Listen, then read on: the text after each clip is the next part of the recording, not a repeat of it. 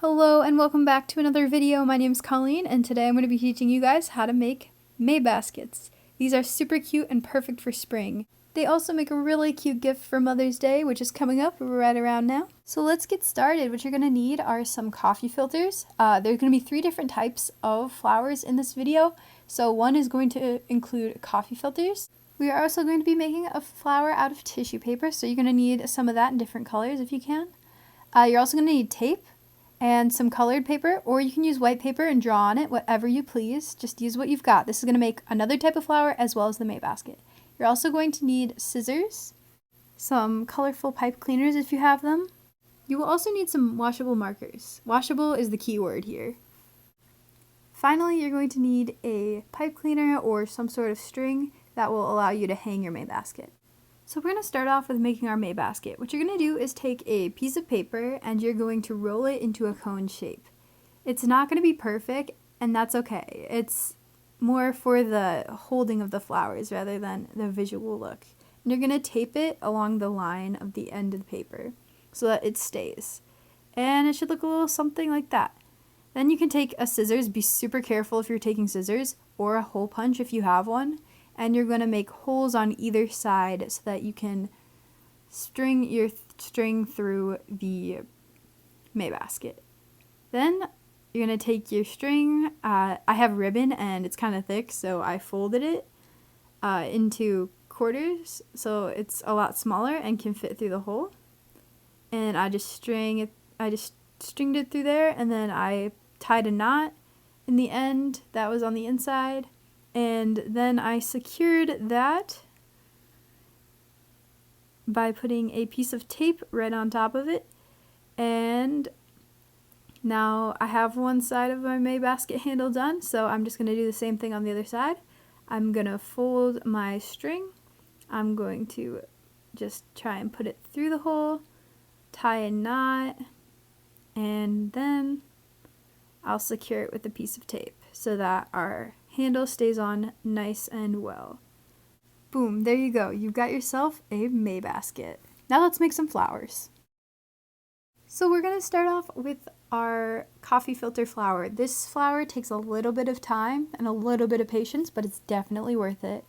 It's also a bit messy, so I recommend that you have your coffee filters and you do this on a surface that is cleanable. I decided to use a plate for this just to keep from making a mess. So you're going to start off just flattening out one of your coffee filters like so. And then what you're going to do is you're going to take a marker, a washable marker especially, and you're going to just start drawing on your coffee filter. Do whatever you please, it doesn't really matter. But make it colorful. Use different colors if you want. This one I'm doing a little bit of red and purple. So after you finished your first coffee filter, move on to your other coffee filters and just color them in. Make them super colorful. This one I did with yellow and blue, and this one I did with all red hearts on it. Now you can leave your coffee filters as is and make them into a flower, or we can get a little bit messy over here. And what we're going to do is make sure you're on your washable surface. I have my plate ready, and you're just going to drip some water on each separate coffee filter. So I have a little spray bottle full of water, but you're totally welcome to go to a sink and just lightly drop some water onto your coffee filter. That'll do the job just nicely. And then just let the water absorb into the coffee filter. You don't have to totally soak it, but just let it sit enough for the color to kind of spread out evenly across the filter. After a little while, this was the end result of the first coffee filter. I eventually took it off the plate and I put it on a piece of paper over to the side. It makes a really cool print, and it also allows it to dry. I then rinsed off my plate and I started on another coffee filter with water. And so you're going to continue to just drop the water on your plate or on your coffee filters and let the water kind of absorb and until you get the desired effect. After I finished each coffee filter, I set them off to the side to dry, and you just want to let them all dry for a little while and then come back to them later. It's been about 10 to 15 minutes since I sprayed these guys, so they've dried quite a bit, and now I'm going to put them together as a flower. So I've got my pipe cleaner handy. We're going to put that off to the side for now, and we're going to arrange our coffee filters in the order that we want for our flowers.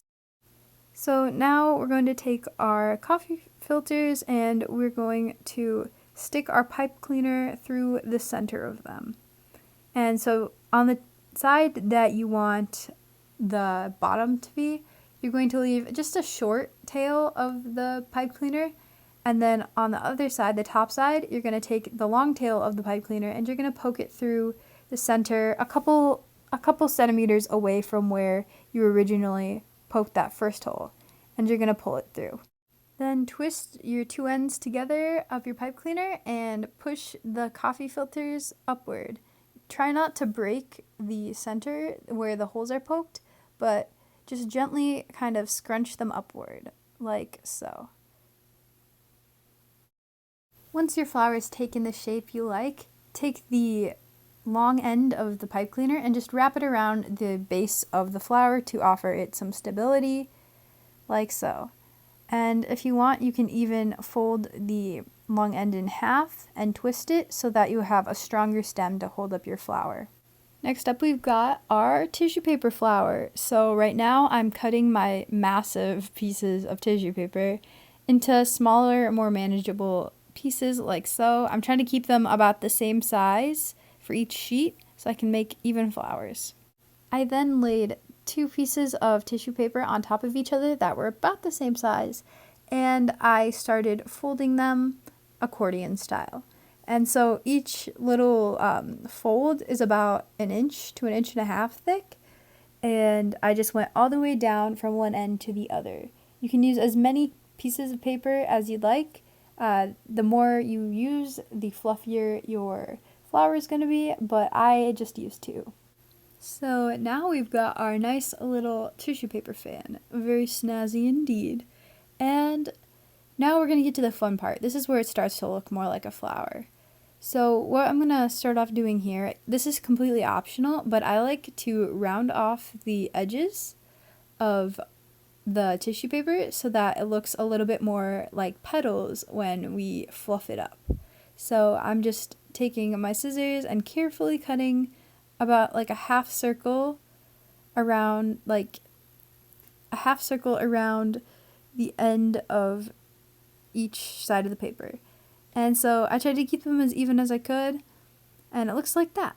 And then I took a pipe cleaner and I wrapped it around the center of the tissue paper like so, and then I twisted it to secure it so that it stays on really nicely. And now the fun begins. So what we're going to do is we're going to take the tissue paper on either side and we're just going to ever so carefully lift the 2 or 3 or however many sheets you have away from each other like so, and just kind of fluff it up like that. And you're going to want to do the same thing on the other side as well. Make sure you're pulling up the tissue paper as close to the center pipe cleaner as you can for the ultra fluffy effect that we're going for. And then what you're going to want to do is flip your flower upside down so that the stem is sticking up, and you're just going to want to kind of push all of the tissue paper together so it kind of forms a more cohesive looking flower, like so. And there you go, you've got your finished tissue paper flower. And now you can just pop it right into your May basket. Look at that, heck yes. Alright, it's time for our last flower of the video. So what we're going to do is we're going to create a stem. Basically what we're doing here is we're just going to take a piece of paper and we're going to take a pencil and we're just going to roll the paper along the pencil all the way up from one corner to the other diagonally, like so. Make sure that your rolling is tight, but not too tight so that your pencil doesn't get stuck in there. You want to make sure you can get that back. And once you're done, you can just slide your pencil out and then secure it with a piece of tape, and there you go, you've got your stem. So now what you're going to do is take another piece of paper and you're just going to draw out a circle, and you're going to want to make 3 of these circles. I recommend drawing a circle, cutting it out, and then tracing it for the other 2 circles, and then cutting those all out. And so it should look a little something like this when you're done. Once we have our 3 circles, what we're going to do is fold them in half so they look like a half moon. And once you've folded all 3 of them in half one way, you'll fold them in half the other direction as well, so that they look like a quarter of a circle. Now, what we're going to do here is take each circle, and I like to stick my finger in each pocket and kind of push together the 2 inner edges of the circle so that they kind of fluff up the circle. And then I take a small piece of tape and I tape those 2 inner edges of the circle together so that they kind of form a little bit of a heart shape. And I'm going to do that for each and every one of these circles that we've got, so for all 3 of them, and just make sure that the inside 2 edges are taped, and then kind of just like fluff up the outside of the circles so they have like that heart shape that we're going for. So I'm going to do that for all of them. And then we are going to start taping these pieces of the flower together. So each one of these small circles is going to have 2 petals, and we're going to have 6 petals total. And so what I like to do is just get a bunch of pieces of like mini pieces of tape and just put them off to the side so I don't have to deal with the tape dispenser while I do this. And what you're going to do is essentially just tape the outside edges of the circles together. 2 different circles, of course. And you want to kind of do that towards the center of the, like where the ends meet up, so that it's easier, like the flower is more flexible and the petals can stretch a little bit more. And you're going to do that with each set of circles. And eventually you're going to come to this point where they're all kind of connected except for this one edge of 2 different circles. And what you're going to do is just tape those together. And there you go. You've got your flower. And then what I like to do is flip the flower over for a little extra stability and tape the back sides of the petals together so that the flower kind of holds up better.